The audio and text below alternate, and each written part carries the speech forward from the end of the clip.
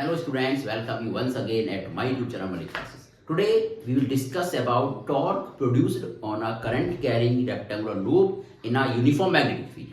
अगर कोई current carrying conductor, current carrying loop like this A B C D एक uniform magnetic field में रखा जाता है तो उस पर टॉर्क लगता है, वो घूमना शुरू कर देता है। जैसे मोटर घूमती है, मोटर में भी यही होता है कि हम करंट कैरिंग कंडक्टर को मैग्नेटिक फील्ड में रखते हैं और उसे करंट पास करते हैं और वो घूमना शुरू कर देती है। आज जानेंगे कैसे घूमती है वो। So let's start today's video. Class 12 का फिजिक्स का टॉपिक है। सबसे पहले देखिए, ये हमारा अरेंजमेंट देख लेते हैं डायग्राम का। ये ब्रशेस हो गए, ये बैटरी से कनेक्ट कर दिया हमने, यहाँ से करंट जा रही है इस तरीके से, और यहाँ से करंट ए से बी जाएगी, बी से सी से डी से ब्रशेस से होती हुई वापस। ये करंट हमारी फ्लो हो गई, सर्कुलर लूप हो गया करंट का। A B C D rectangular loop है। एन एस ये मैग्नेट है, ये हमारी है मैग्नेट। तीनों एक ही प्लेन में रखे हुए हैं, यानी मैग्नेटिक यानी मैग्नेट और रेक्टेंगुलर लूप तीनों एक ही प्लेन में है। तो सबसे पहले लैंग्वेज लिखी हमने। किसी भी डेरिवेशन को स्टार्ट करने से पहले लैंग्वेज जरूर लिखेंगे, बताएंगे उसे एक्चुअली कर क्या रहे हैं हम। Consider rectangular loop ABCD suspended in a uniform magnetic field B, let I be the current flowing in the loop। ये 2 से 3 लाइन जरूर लिखनी होती है किसी भी डेरिवेशन को स्टार्ट करने से पहले। डायरेक्ट मैथमेटिकली स्टार्ट नहीं करेंगे, बताएंगे हम कि हम क्या कर रहे हैं, किसके लिए कर रहे हैं। ओके चलो, तो सबसे पहले ये AB, इसको मैंने मान लिया इसकी लेंथ B और BC की लेंथ A मान लिया, रेक्टेंगुलर ये।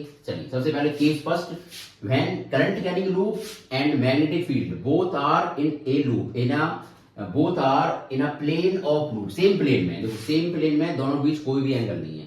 एन से एस अगर पास करूंगा मैं magnetic field line, same plane में है, कोई भी उनके बीच एंगल नहीं है। सबसे पहले जो फोर्स लगेगा, इस आर्म पे फोर्स लगेगा, इस आर्म पे हमारा लगेगा फोर्स। कौन सा फोर्स लगेगा? ILB sin theta.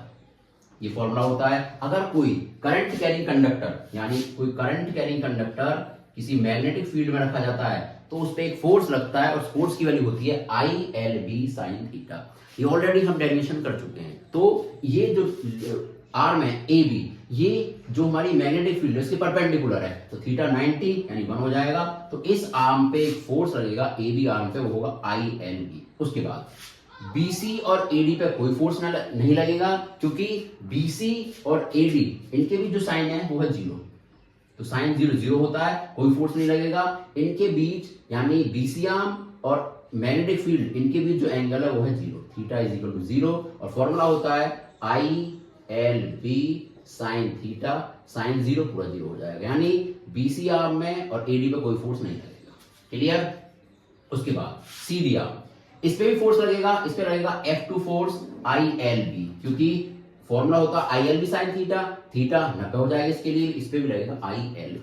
यानी 2 आर्म पे फोर्स लगा, AB आर्म पे और BC और CD आर्म पे। ठीक है, मैग्नीट्यूड सेम है फोर्स का ILB, इसका भी ILB। एक चीज समझने वाली है, दोनों भुजाओं पे, दोनों आर्म पे फोर्स अपोजिट डायरेक्शन में लगेगा, लाइक दिस। अगर ये मेरी आर्म है, ठीक है, तो एक पे फोर्स ऐसे लग रहा है, दूसरे फोर्स ऐसे लगेगा। ये आर्म हो गई हमारी, ये हमने आर्म मान लिया, तो टॉर्क जनरेट होगा। यानी इस पे फोर्स मान लिया नीचे की तरफ लगेगा, इस पे फोर्स लगा हमारा नीचे जाएगी, इस पे लगा ऊपर की तरफ, तो ये नीचे जाएगी, ये ऊपर आएगी, ये नीचे ये ऊपर, तो ऐसे रोटेशन हमारी हो जाएगी।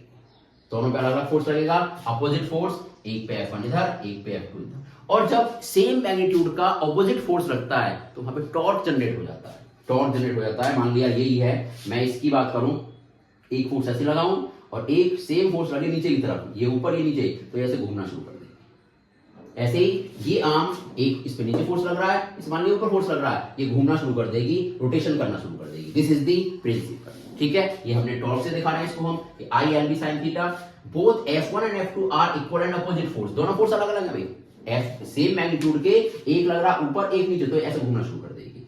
डिस्टेंस, ये टोटल डिस्टेंस देखिए A है, तो ये एक्सिस ऑफ रोटेशन होगी, इस एक्सिस के अराउंड घूमेगी, तो ये डिस्टेंस जो है ये हो जाएगी A/2, ये भी A/2। इसको हमने यहां दिखा दिया A/2 F1 F2 दोनों इक्वल है। तो टॉर्क का जो फॉर्मूला होता है हमारे पास, वो होता है torque is equal to R into F, perpendicular distance into force. तो फोर्स और एक टॉर्क ये कंसीडर करेंगे, F1 into A/2 plus F2 into A/2। उसके बाद यहाँ पे इसे सॉल्व किया हमने 2 एलसीएम लेके, तो यहाँ पे हमें मिल गया IAB, यहाँ पे IAB।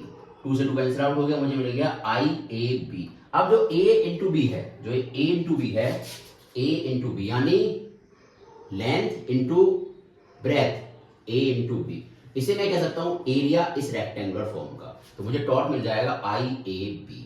आई जो करंट फ्लो कर रही है, a इस रेक्टेंगुलर लूप का एरिया, और b जो हमारे मैग्नेटिक फील्ड की वैल्यू है। This is the final value of torque produced in the rectangular loop I A B. I current की वैल्यू हो गई, जो लूप से करंट जा रही है, a उस लूप का एरिया हो गया, लेंथ इंटू ब्रेथ, और b मैग्नेटिक फील्ड हो गई, जो मैग्नेटिक फील्ड हमारी प्रोड्यूस हो गई। आई होप क्लियर हो गया होगा। ये टॉपिक है सिंपल सा। एक केस और होता है इसमें, जब ये थीटा 90 ना हो गए, किसी एंगल पे मूव करे, यानी कि ये लूप हो गया और ये बी, इनके बीच कोई एंगल हो, उसमें उसकी डेरिवेशन नेक्स्ट वीडियो में करेंगे। आई होप ये क्लियर होगी। Thank you very much for watching. Like share subscribe. Thank you.